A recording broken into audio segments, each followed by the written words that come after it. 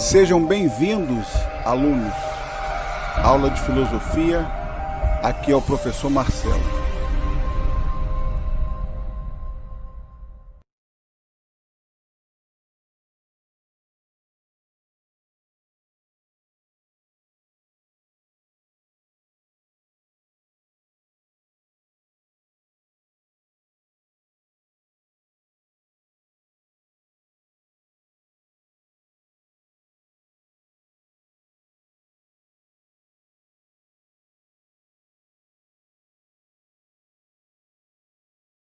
Vamos lá, oitavo ano. Caderno 2, módulo 5. O que é a realidade? Dentro dessa figura aqui, existe pessoas, né, soldados, né? E aqui vem falando sobre essa imagem, né? Que no terraço superior do edifício há duas fileiras de pessoas caminhando. A fileira interna, essa daqui, interna, parece estar sempre descendo os degraus. Ao passo que a fileira externa, essa fileira aqui externa, parece estar sempre subindo. Ou seja, é uma percepção de uma realidade. Nós vamos ver na página posterior, na página 8, de uma falsa realidade. Porque dentro do nosso conceito que nós já temos, nós já sabemos o que está no alto, né, e o que está abaixo. Não é isso? Então vamos colocar dentro de uma perspectiva, né, de efeito visual, mais ou menos é como percebemos o mundo. O que é a realidade do mundo para nós? Será que a realidade do mundo para nós é aquilo que nós podemos contemplar com os olhos, tocar, né, usar os sentidos, né, os 5 sentidos? Quais são os 5 sentidos? Os 5 sentidos são visão, paladar, olfato, visão e o tato. Esses são os 5 sentidos. Será que através dos 5 sentidos nós conseguimos identificar o que é realidade? Ok? Então vamos partir para a página 8, onde tem um tema muito interessante que vai falar sobre a questão da realidade, né? O que é realidade para nós? O artista holandês Mauritius Cornelius Escher tornou-se um célebre por suas gravuras, nas quais explora jogos de imagens, diferentes perspectivas, figuras geométricas, reflexos e simetrias. Muitas de suas imagens, além de terem apelo estético, nos levam a refletir sobre temas como o infinito e as diferentes possibilidades de olhar algo. A imagem ao lado, esta daqui, é um autorretrato do artista em 1935. Agora observe novamente a imagem de Escher, que é apresentada na abertura do módulo, e responda às questões a seguir. Ele fala dessa imagem aqui que é desse artista, tá? É a abertura do módulo. De início, vamos caracterizar como universo lugar em que os conceitos em cima e embaixo sejam compreendidos da mesma maneira por todas as pessoas que nele vivem. Ou seja, nós sabemos o que é em cima e o que é embaixo. E aí vem a primeira pergunta. Com base nessa definição, você consegue identificar no universo do que é em cima, do que é embaixo, mostrando em subindo e descendo, onde fica a parte de cima e a parte de baixo? Por exemplo, onde está o solo, que é embaixo, é claro, né? E onde fica o telhado, que é em cima.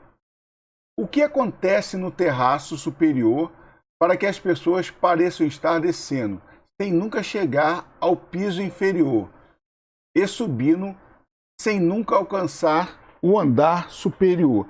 É uma resposta pessoal.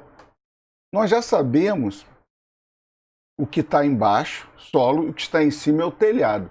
Mas ali, naquela gravura, nesta gravura aqui, nós estamos vendo pessoas externo, né, subindo, e interno, descendo. Mas se descendo, né, no solo, por que eles nunca chegam? Nós temos que olhar aqui a questão da escadaria. A escadaria nos projeta quem sobe e quem desce. Não necessariamente que numa escada, nessa gravura aqui, que dá essa impressão, uma ilusão de ótica, melhor dizendo, ele sobe, né, o pessoal que está externo, ele sobe, mas não chega a lugar nenhum no alto. Da mesma forma, o pessoal que está interno, eles estão descendo, mas não chegam no solo. Ou seja, é uma ilusão de ótica. Mas o que nos dá essa perspectiva de quem sobe e quem desce é a disposição das escadas, dos degraus das escadas, tá bom? Eu já dei uma dica para você responder aqui. O número 2, ele vem falando o seguinte: circule em cada uma das colunas a seguir o principal recurso utilizado em sua análise, tá? Dessa análise de quem sobe e quem desce naquelas escadarias. Você, uma resposta pessoal, você vai circular o que você achar mais conveniente para você, porque você respondeu aqui dessa forma. Qual desses recursos você usou para sua análise para responder aqui? Você vai marcar, ok? Lembrando que posteriormente a esta aula eu vou colocar também a resposta, a minha resposta segundo a minha interpretação, beleza? Na letra B, mais uma resposta pessoal, e na letra, aqui na letra B, né? E no número 3, mais uma vez uma resposta pessoal, tá? Lá na página 9, vem o exercício entre atos e vem com um texto muito interessante de Maurício Meireles, tá? Você costuma usar o celular? E aí, claro, vem fazendo algumas provocações, aqui vem um texto. Logo depois é um texto muito interessante, tá, minha gente? Acredito que é o nosso dia a dia mesmo, que é retratado aqui nessa crítica, né? Que o Maurício Meirelles ele fala de nós, né? Como pessoas na sociedade. E aí vem fazendo algumas perguntas referentes ao texto, tá? Nessa número 2 aqui, eu já vou te dar a primeira dica, né? No segundo parágrafo, o autor volta a falar em conexão e desconexão. Ele se refere à mesma coisa? Sim. Já estou te dando a resposta. Sim, se refere à mesma coisa. Você vai procurar aqui o segundo parágrafo e você vai achar, tá? E aí eu já estou te dando a resposta, que é sim. E aí você vai justificar a sua resposta, ok? Na número 3, ele vem falando assim: releia o trecho a seguir do texto de Maurício Meirelles. Ele destaca aqui o trecho, tá? E aí ele vem perguntando o seguinte: como você definiria a concepção de realidade de Maurício Meirelles, né? Para ele, o que é realidade? Será que realidade para ele é as pessoas, né? Uma foto nossa em Paris comendo risoto? Ou a realidade mesmo é essa busca de não perder a conexão e ver pessoas sentadas no chão disputando uma tomada? Essa geralmente não aparece na foto, mas é uma realidade. Já dei uma dica para você responder, ok? Lá na página seguinte, na página 10, tem a continuação, tá? A letra B, resposta pessoal. A letra C também é uma resposta pessoal. E no número 4 também é uma resposta pessoal, ok? Aqui tem uma figura muito interessante, e aqui ao lado vem falando um pouco, né, a meme com a frase cuja tradução é: toda essa tecnologia está nos tornando antissociais. Trata-se de uma crítica ao discurso de que o acesso à internet determinou a forma negativa de interação social. Aqui ninguém está com tablet, aqui ninguém está com um smartphone. Todos aqui estão lendo jornais, né?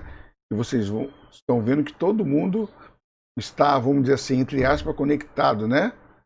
Aos assuntos, às notícias, né? Dentro de uma mídia escrita, né? Ou seja, será que é a internet que nos separa, nos torna antissociais? Não.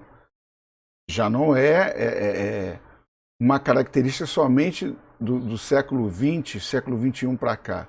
A gente sabe que parte do século XX, século XIX, século XX, as pessoas também, dentro de algum tipo de café, também se distanciavam socialmente porque estavam conectadas, entre aspas, né, nas notícias do dia a dia em um jornal, tá?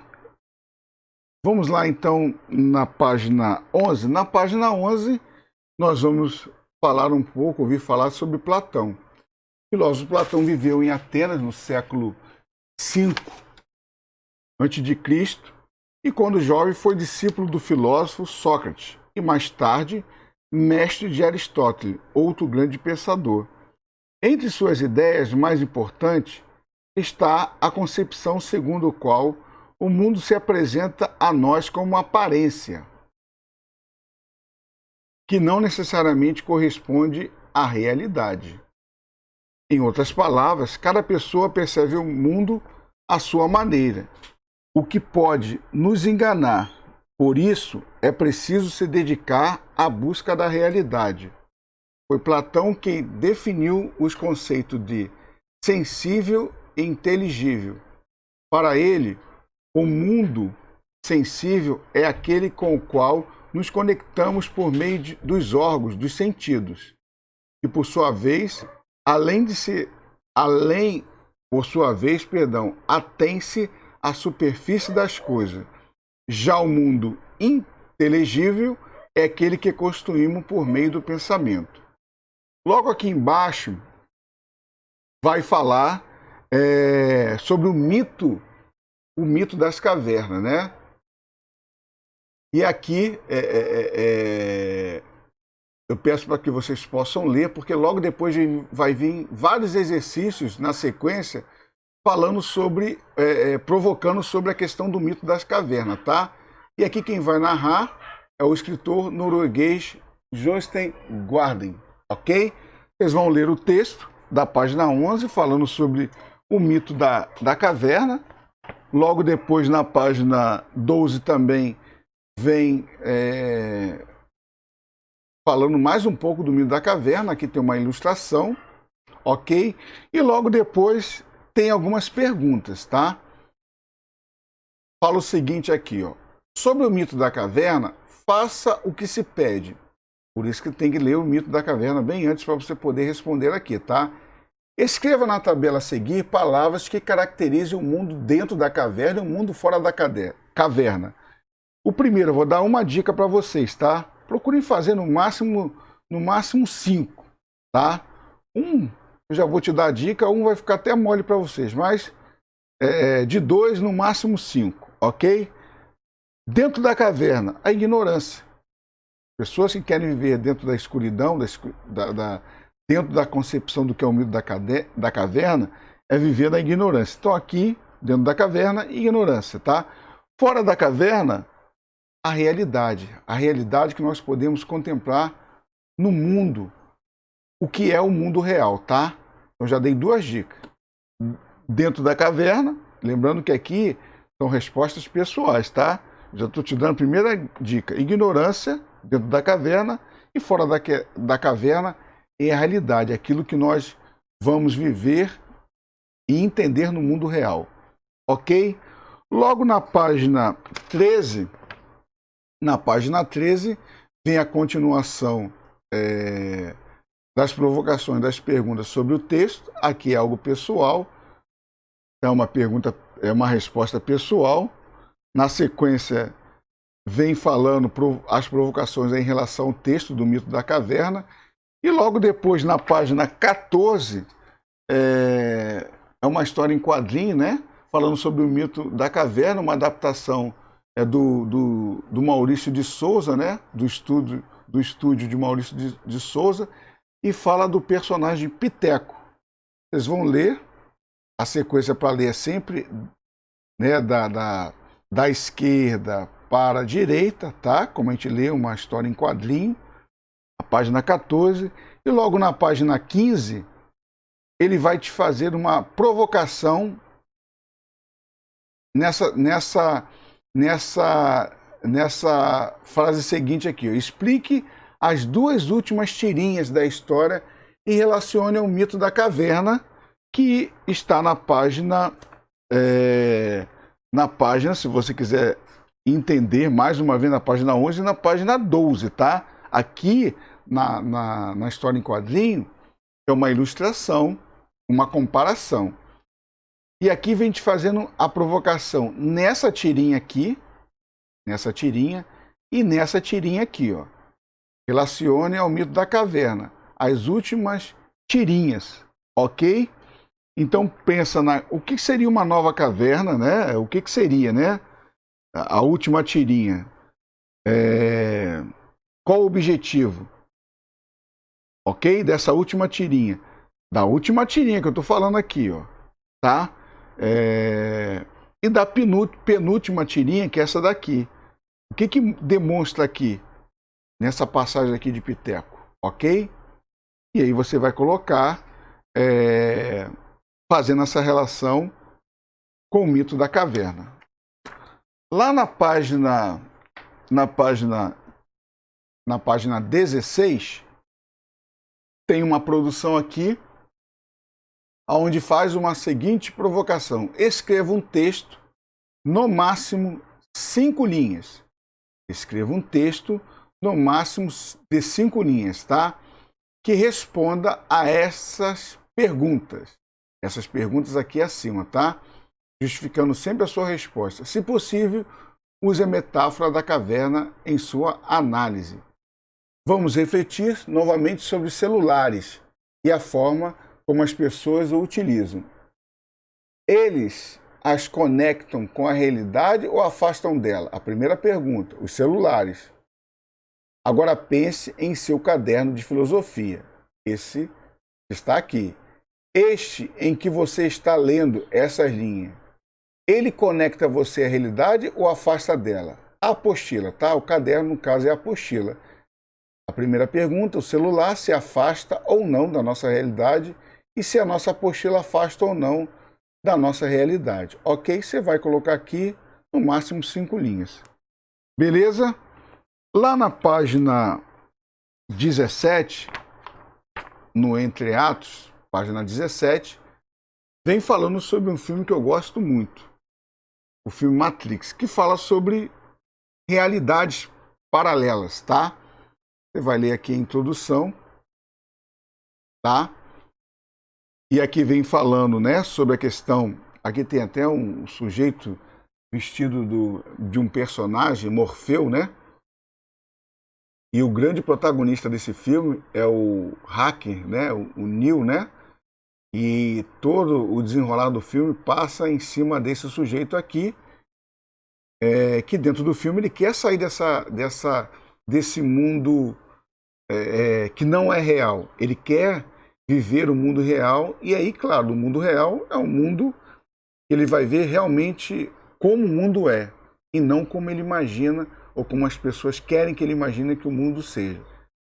E aqui vem falando da questão de uma pílula, aqui tá até mostrando, né? Aqui a gente sabe que é um personagem cosplay, né? Do tal do sujeito que leva a provocação ao Neo.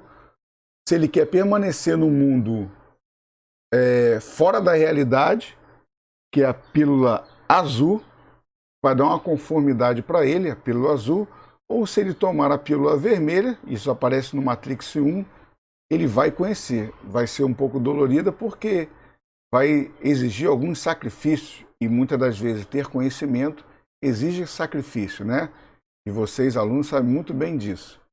Ou seja, Sabendo dessas realidades que aqui está relatando, né, na história aqui, nesse complemento aqui, ele vem fazendo as provocações, né? E aí ele pergunta: o que os objetos do mito da caverna, que tem lá na página 11, 12, retrata para nós em relação à Matrix? Pode ser comparado como? Justifique sua resposta. Você vai ver coisas que a Matrix tem. A Matrix, dentro do filme, é um sistema de computador que prende as pessoas.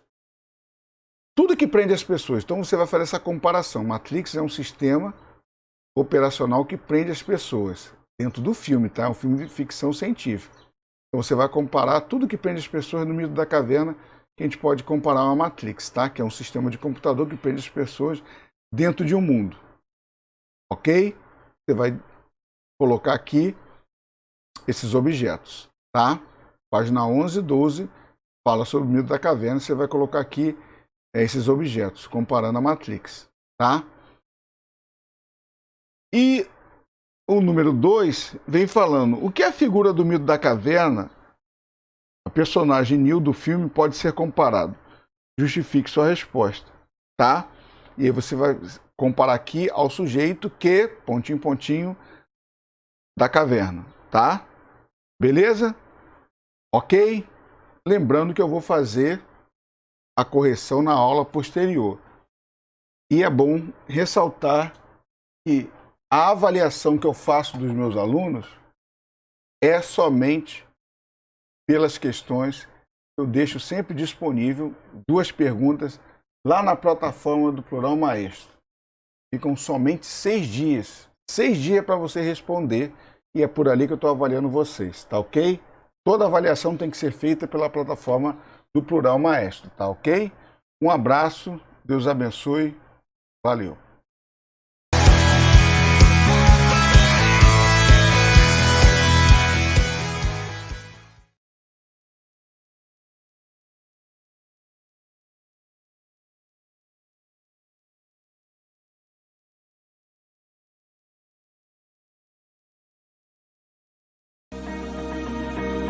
Até a próxima aula. Deus os abençoe. Um abraço.